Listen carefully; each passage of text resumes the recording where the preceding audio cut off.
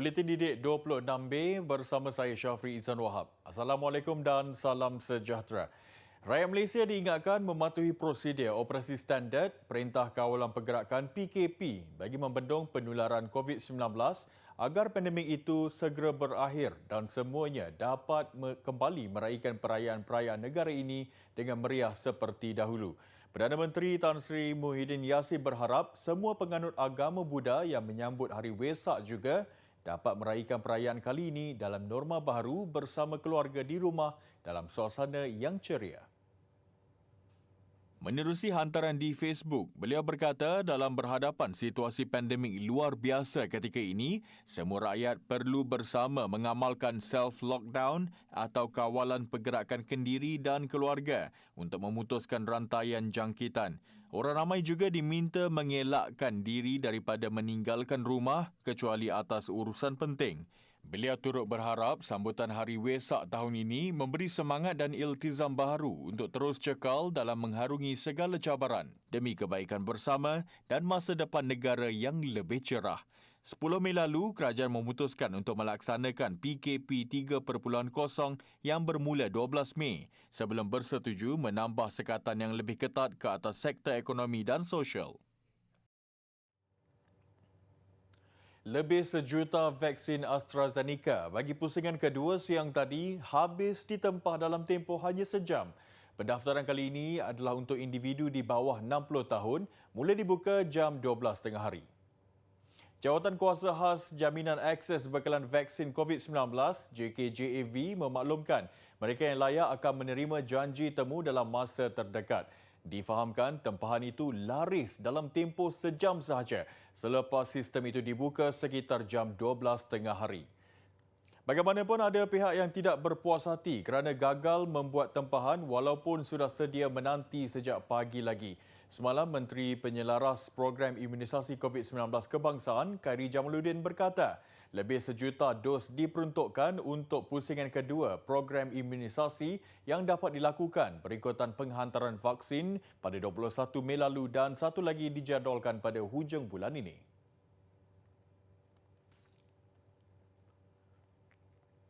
Sementara itu, kes COVID-19 terus merekodkan angka harian tertinggi dengan 7,478 kes hari ini.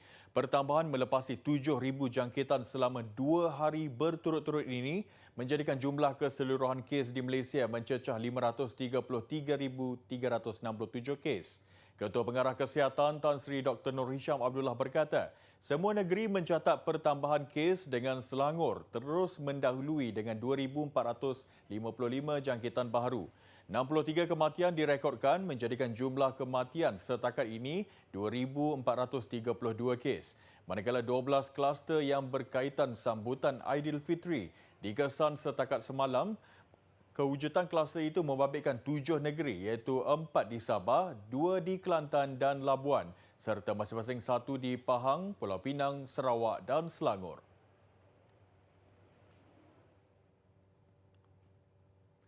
Berusia 55 tahun, majalah Dewan Pelajar telah banyak berjasa kepada murid sekolah dengan menyalurkan maklumat bermanfaat kepada golongan sasar. Editor Dewan Pelajar Syakira Khairuddin memberitahu majalah yang telah dikenali ramai ini masih relevan kandungannya untuk diikuti murid. Kami akan memastikan setiap karya ataupun ruangan yang disiarkan di dalam majalah Dewan Pelajar bersesuaian dengan konteks murid sendiri, murid yang sedang belajar di sekolah rendah dan juga isu semasa. Dan kita akan pastikan apa-apa perkara yang dibincangkan dalam itu dapat diikuti dan dapat dimanfaatkan oleh murid-murid dalam pembelajaran ataupun dalam kehidupan mereka. Yang mana kalau kita lihat dalam ruangan-ruangan yang Dewan Pelajar siarkan pada setiap bulan, kita ambil kita beri perhatian kepada isu-isu yang untuk mudah kata, kita kata yang mereka boleh aplikasikan dalam kehidupan mereka sebagai pelajar. Beliau berkata demikian menerusi program Bicara Karyawan berkarya bersama-sama Dewan Pelajar yang disiarkan secara maya menerusi Facebook Dewan Bahasa dan Pustaka. Jelasnya Dewan Pelajar khusus untuk murid sekolah rendah, namun cabaran untuk mencari isu dan perkara yang hendak ditonjolkan menjadi cabaran besar baginya. Antara keutamaan yang dititik beratkan, penggunaan laras bahasa yang sesuai untuk murid sekolah rendah serta ayatnya yang tidak begitu serius seperti mana untuk golongan dewasa. Dewan Pelajar yang diterbitkan sejak 1967 adalah majalah khusus untuk menyebarluaskan ilmu kepada kanak-kanak dalam pelbagai bidang dengan tujuan untuk menggalakkan minat membaca dalam bahasa Melayu. Majalah ini juga menyediakan ruang untuk mengembangkan bakat serta daya kreativiti kanak-kanak dalam bidang penulisan.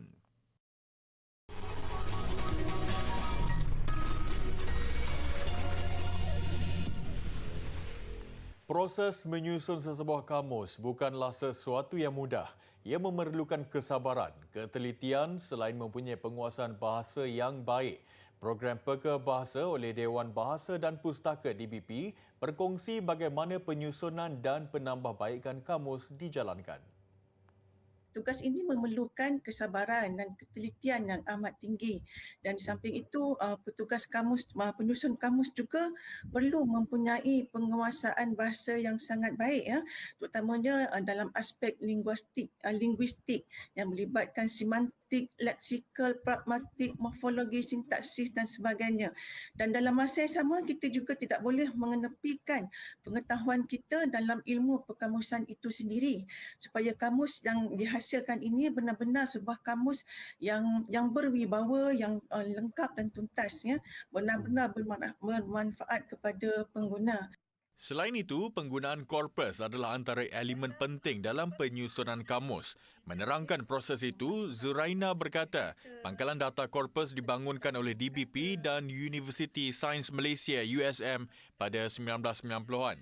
Ia satu-satunya pangkalan data korpus bahasa Melayu di negara ini yang menyimpan data korpus bahasa Melayu dalam bentuk digital. Data korpus berkomputer ini banyak membantu memudahkan dan mencepatkan proses penyusunan kamus, ya, berbanding dengan kaedah manual tadi yang kita banyak bergantung kepada perbahanan yang kita terpaksa lakukan secara manual menggunakan kad bahan. Jadi satu perkara yang harus kita semua fahami ialah bahawa fungsi kamus ini sebenarnya adalah untuk merakamkan kata atau penggunaan kata yang pernah digunakan oleh masyarakat. Ramai pengguna media sosial kini semakin aktif menjadikannya sebagai platform menambah pendapatan dan mendidik. Wee Yun Ni atau lebih dikenali sebagai Mek Yun menjadikan TikTok dan Instagram untuk memotivasikan kepada golongan belia terutama pelajar. Mek Yun yang mempunyai pengikut lebih 300,000 di TikTok dan 100,000 di Instagram amat fasih berbahasa Melayu. Berusia 24 tahun, Mek Yun adalah graduan ijazah sarjana muda kejuruteraan elektrik dari Universiti Tun Hussein On Malaysia UTHM, Batu Pahat, Johor. Menurutnya, bahasa Melayu menjadi bahasa pertuturan harian di rumah bersama keluarga selain bahasa Inggeris dan Siam. Mek Yun menjadikan platform media sosialnya untuk berkongsi tips pembelajaran kerana pengalamannya dahulu yang sukar untuk mendapatkan keputusan baik. Saya terdetik untuk buat konten tips belajar di media sosial saya kerana saya tahu apa perasaan adik-adik atau pelajar di luar sana. Sebab saya dulu juga merupakan seorang pelajar. Dan saya sentiasa dapat mesej lun hati yang sedih daripada pelajar-pelajar. Jadi saya secara tidak langsungnya ingin menggunakan platform saya yang sebaik mungkin, bukan sahaja untuk memberikan inspirasi kepada mereka, tetapi ingin membantu mereka dengan apa yang saya ada sebaik yang mungkin. Keputusan peperiksaan yang dikongsi juga berniat menaikkan semangat pengikutnya yang rata-ratanya adalah pelajar. Mek Yun mengongsikan kejayaan atau keputusan dalam pelajaran di media sosial bukan saja untuk memberikan inspirasi kepada adik-adik atau pelajar di luar sana, tetapi juga ingin membuktikan bak kata pepatah dalam bahasa Inggeris, nothing is impossible. Tiada yang mustahil jika kita berusaha dengan bersungguh-sungguh. Jika Mek Yun boleh, adik-adik atau pelajar di luar sana pun boleh. Berikut adalah nasihat Mek Yun istimewa kepada penonton Buletin Didik. Nasihat Mek Yun kepada adik-adik atau pelajar di luar sana, belajarlah rajin-rajinnya. Akan ada masanya kita rasa sedih, kecewa, stres dan berputus asa.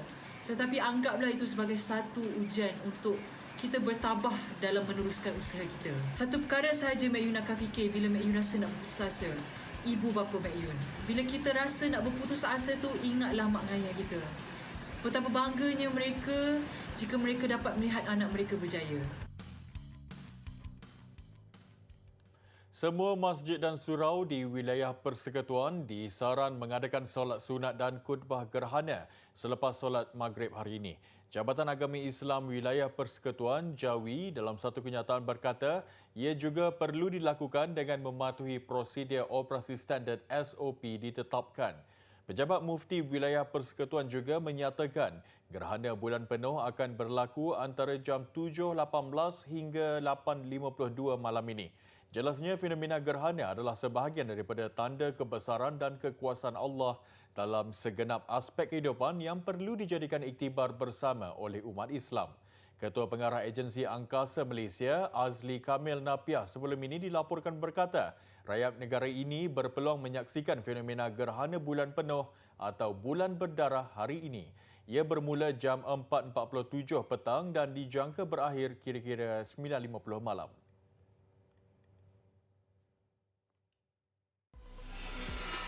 Dalam pada itu, Pentadbiran Aeronautik dan Angkasa Kebangsaan NASA mengeluarkan animasi grafik Super Blood Moon sementara dunia menanti.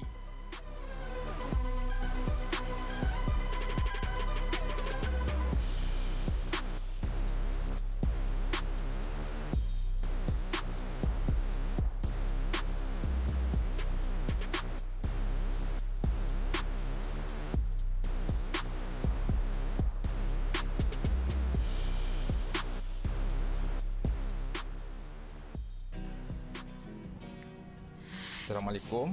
Hai, saya Cikgu Rahim. Hari ini saya akan berkongsi 5 tips penting bagaimana untuk menghafal sifil. Yang pertama, catatkan sifil yang anda ingin hafal di atas sehelai kertas yang kecil. Yang kedua, fokuskan satu persatu sifil yang anda ingin hafal. Yang ketiga, cari tempat yang tenang dan tidak bising. Keempat, baca berulang-ulang kali sebanyak 10 kali. Kemudian, pejamkan mata anda dan ulang kembali sifil yang anda telah hafal. Dan yang terakhir, setelah anda menguasai sifil tersebut, terus membuat latihan dalam memantapkan penguasaan sifil anda. Yakini diri, anda pasti boleh. Terima kasih. Assalamualaikum.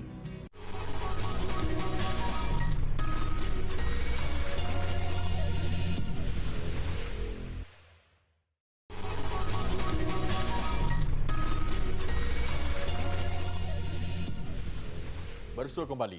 Kepesatan industri permainan video dijangka mencatat keuntungan bersih sebanyak $180 bilion atau kira-kira 745 bilion ringgit di seluruh dunia menjelang akhir tahun ini.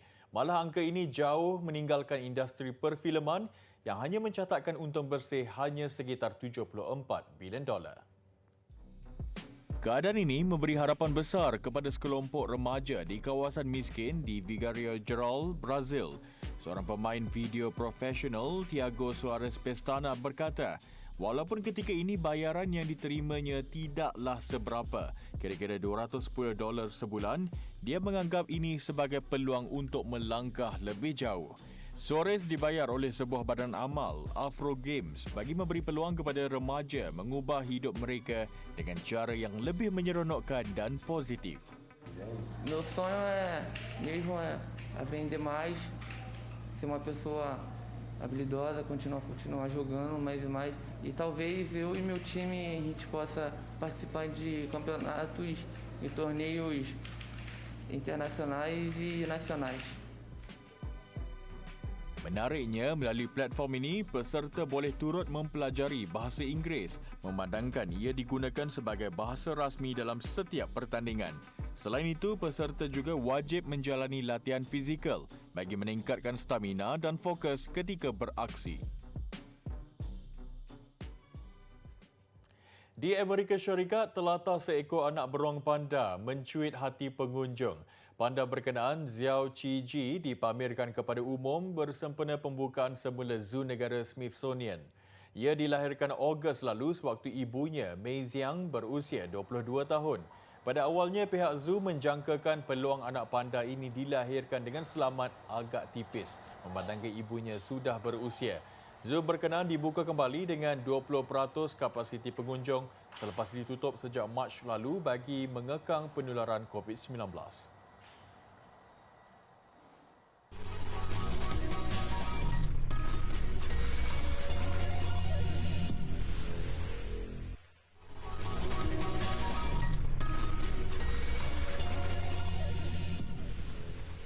Ketika skuad bola sepak kebangsaan dalam persiapan terakhir untuk menghadapi kempen kelayakan Piala Dunia 2022 dan Piala Asia 2023, misi besar turut menanti Muhammad Lokman Haziq Hajiman yang akan beraksi dalam play-off Siri Global FIFA 21 Zon Asia Timur.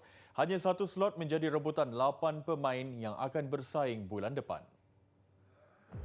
Daripada 8 pemain yang akan beraksi pada saingan play-off Zon Asia Barat, Malaysia akan menampilkan 3 wakil.